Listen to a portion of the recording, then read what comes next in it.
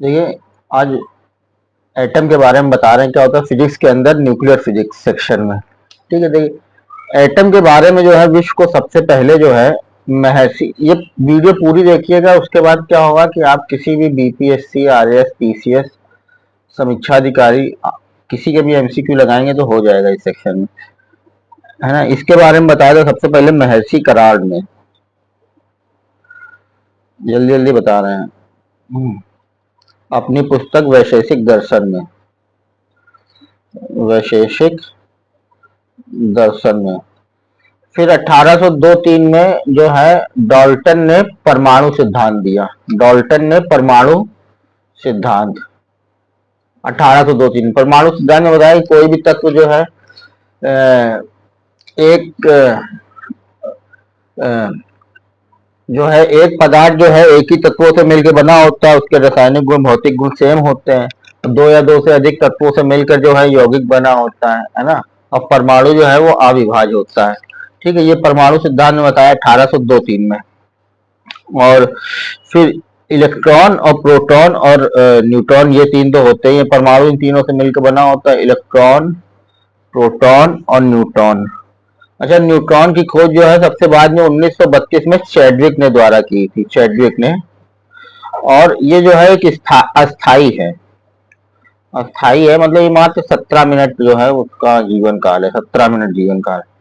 ठीक है, अब देखिए परमाणु क्या होता है। ये एक परमाणु है, ठीक है, ये इसका न्यूक्लियस है। न्यूक्लियस में होगा प्रोटॉन और न्यूट्रॉन, और ये होगा इलेक्ट्रॉन। प्रोटॉन में होता है प्लस चार्ज और इलेक्ट्रॉन में निगेटिव, और न्यूट्रॉन में कोई चार्ज नहीं होता। देखिए किसी भी नाभिक के अंदर जो है उसका जो सर्वाधिक द्रव्यमान होता है वो उसके न्यूक्लियस में होता है, मैक्सिमम उसका वेट, क्योंकि वहीं तो उसका प्रोटॉन और न्यूट्रॉन होता है।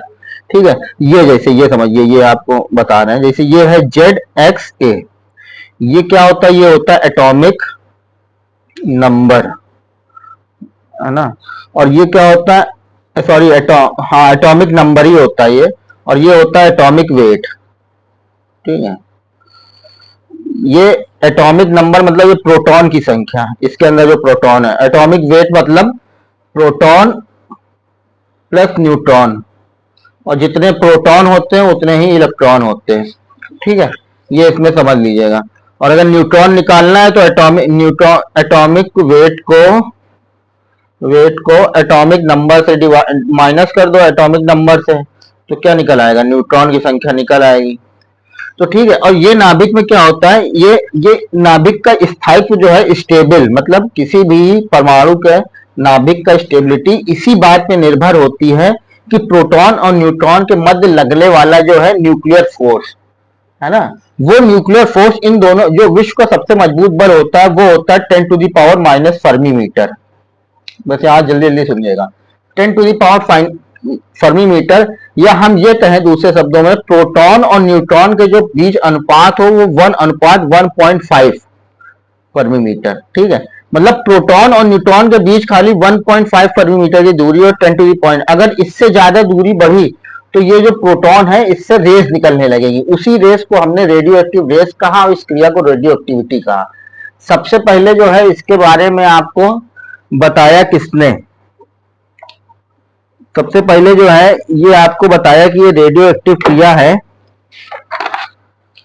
ये अभी हम आपको बताते हैं किसने बताया था। और उसके बाद जो है जब ये न्यूट्रॉन जो है यहाँ पे क्या होता है, अब जैसे हम उसमें यूज करते हैं न्यूक्लियर एनर्जी में, वो देखेगा, अब टेस्ट आएंगे यहाँ से न्यूक्लियर एनर्जी में, तो उसमें हम एटॉमिक भट्टी में क्या करते हैं कि यूरेनियम 235 में हम देखिए रिएक्शन से बता रहे हैं, एक न्यूट्रॉन की बमबारी कराते हैं तो वो बेरियम और क्रिप्टॉन में टूट जाता है, और 3 न्यूट्रॉन में टूटता है। यही क्रिया जो है लगातार चलती रहती है। ठीक है, एक न्यूट्रॉन की बमबारी कराते हैं, 3 न्यूट्रॉन टूटता है, फिर यूरेनियम 235 में टकराता है। तो अगर ये अनियंत्रित है तो वो होती है परमाणु बम। ठीक है, परमाणु बम, तो इसी को बोलते हैं न्यूक्लियर, ये किसका एग्जाम्पल है, न्यूक्लियर फ्यूजन का। ठीक है, ये किसका एग्जाम्पल है, न्यूक्लियर फ्यूजन का। ठीक है, और अगर ये क्रिया नियंत्रित हो जाए, नियंत्रित न्यूक्लियर रिएक्टर में नियंत्रित, तो वो हो जाएगा क्या, एटॉमिक एनर्जी। ठीक है, एटॉमिक एनर्जी हो जाएगी। ये समझ गया न्यूक्लियर एनर्जी कैसे डेवलप होती है। अच्छा, ये क्या होता है, ये 92 यूरेनियम जो होता है वो लैब में इन्रिचमेंट किया जाता है, लैब में बढ़ाया जाता है, क्योंकि ये जो प्राकृतिक रूप से मिलता है वो हमें बिल्कुल नेग्लेक्टेबल रूप में मिलता है। ठीक है, जब हम इसके ओर हमको UO2 के रूप में मिलता है, और इसके जब हम ओर से मेटलर्जिक करते हैं, धातु निष्कर्षण, तो हमको 92 यूरेनियम 235 और 92 यूरेनियम 238 मिलता है। तो 238 तो मैक्सिमम मिलता है, ये नेग्लेक्टेबल मिलता है। तो लेकिन जो है यूजफुल यही है, विघटनकारी यही है, फिजाई यही है, इसी का यूज करना है, चाहे परमाणु बम में और चाहे एटॉमिक एनर्जी में। तो ये जो है इसी की मात्रा को जो है ईरान जो है उसको 50%, 40%, 50% से ज्यादा बढ़ा लिए थे। इसीलिए यूएस जो है ईरान के ऊपर नजर रखता है कि कहीं वो इसकी मात्रा बढ़ा के एटॉमिक बम तो नहीं बना रहा है, क्योंकि आपको पता है यूएनएससी के जो परमानेंट सदस्य हैं, जल्दी जल्दी बोल रहे हैं, जैसे हो गया US, UK, France, Russia France, China, और इधर एशिया में कौन है, इंडिया, पाकिस्तान, और देख लीजिएगा कौन है, नॉर्थ कोरिया, शायद जापान, है ना, ये है शायद। ये देखिएगा, ये जो है ऐसे देश हैं, ये अब किसी को न्यूक्लियर एनर्जी नहीं बनाने देंगे, नहीं तो उससे दिक्कत होगी। तो इसीलिए यूएस ईरान के ऊपर सैंक्शन लगाता है। अच्छा, एक होता है न्यूक्लियर फ्यूजन, मतलब परमाणु विघटन, वो हाइड्रोजन बम का एग्जाम्पल है। हाइड्रोजन बम देखिए किस सिद्धांत में काम करता है, या हाइड्रोजन एनर्जी किस सिद्धांत से काम करती है। जैसे अभी तक हम लोग न्यूक्लियर एनर्जी जो बना रहे हैं वो न्यूक्लियर परमाणु विघटन से बना रहे हैं, है ना, मतलब परमाणु को तोड़ रहे हैं। लेकिन जो हाइड्रोजन एनर्जी प्राप्त होगी वो बहुत बड़ी मात्रा में बनती है। जैसे सूर्य से जो हमें एनर्जी मिल रही है, वहां पे क्या होता है, हाइड्रोजन प्लस हाइड्रोजन मिलके हीलियम एक बनाता है नाभिक, और एक एनर्जी रिलीज होती है, प्लस एक, है ना, एनर्जी रिलीज होती है बहुत बड़ी मात्रा में, जो हम लोग को सूर्य के रूप में मिलती है। वहां पे क्या होता है, यहाँ पे फिजन, दो परमाणु जुड़ रहे हैं, है ना। तो यही एग्जाम्पल है न्यूक्लियर फिजन का। तो अभी हम लोग अर्थ में इस टाइप की टेक्नोलॉजी नहीं ला पाए, क्योंकि दो परमाणुओं को जोड़ने के लिए हमें उतनी एनर्जी की जरूरत है जितनी एक परमाणु बम को फोड़ने के बाद, क्योंकि यहाँ पे दो परमाणु में प्रोटॉन जो है दोनों में पॉजिटिव पॉजिटिव, और दोनों पॉजिटिव को जोड़ने के लिए बहुत एनर्जी की जरूरत है। अच्छा, आयंस क्या होते हैं, ये देख लीजिए, आयंस पूछते ना, आयन क्या होते हैं। देखिए, कोई भी जो है नाभिक, कोई भी जो है परमाणु, किसी परमाणु द्वारा जो है इलेक्ट्रॉन जो है त्यागने को, इलेक्ट्रॉन त्यागने को या ग्रहण करने को क्या बोलते हैं, आयंस बोलते हैं। जैसे देखिए, एक चीज समझा रहे हैं, समझिएगा। जैसे सोडियम 11 है, ठीक है, तो ये देखिए सोडियम 11 है, सॉरी 11 सोडियम, तो ये इसका जरा इलेक्ट्रॉनिक वो लिखिए कॉन्फ़िगरेशन क्या होगा, 2 8 1, अंतिम में कितना आएगा, तो सोडियम का जो है उसके अंतिम कोर्स में 1 आएगा। देखिए, अपने जो है आउटर मोस्ट ऑर्बिट में इलेक्ट्रॉन की पूरी संख्या करने के लिए 8 चाहिए।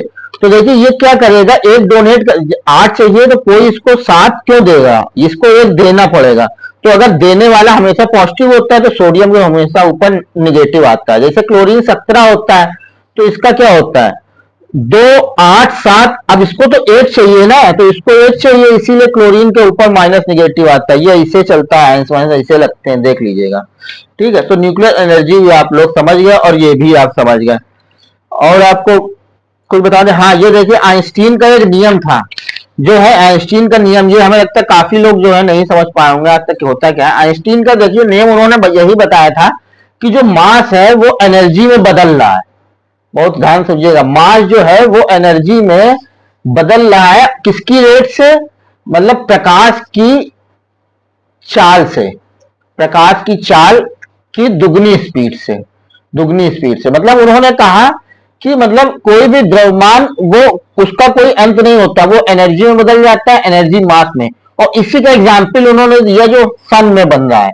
सन में क्या हो रहा है, हाइड्रोजन और हाइड्रोजन एनर्जी में बन रहा है ना, और बन रहा है ना हाइड्रोजन और हाइड्रोजन एनर्जी में।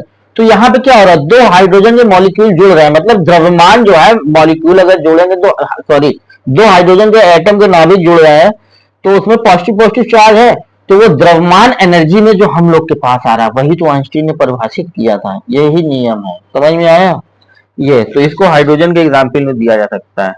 और देखिए अगर कुछ रहता है, हम सोच रहे हैं, है ना, तो वो जैसे ये है, अभी चाइना की एक न्यूज आई है कि जैसे ये आपका हम लोग न्यूक्लियर एनर्जी एटॉमिक रिएक्टर चलाते हैं ना, तो उसने एक जो है एटॉमिक रिएक्टर लॉन्च किया है जो मोल्टेड मतलब घुला हुआ मोल्टेड सॉल्ट वाटर।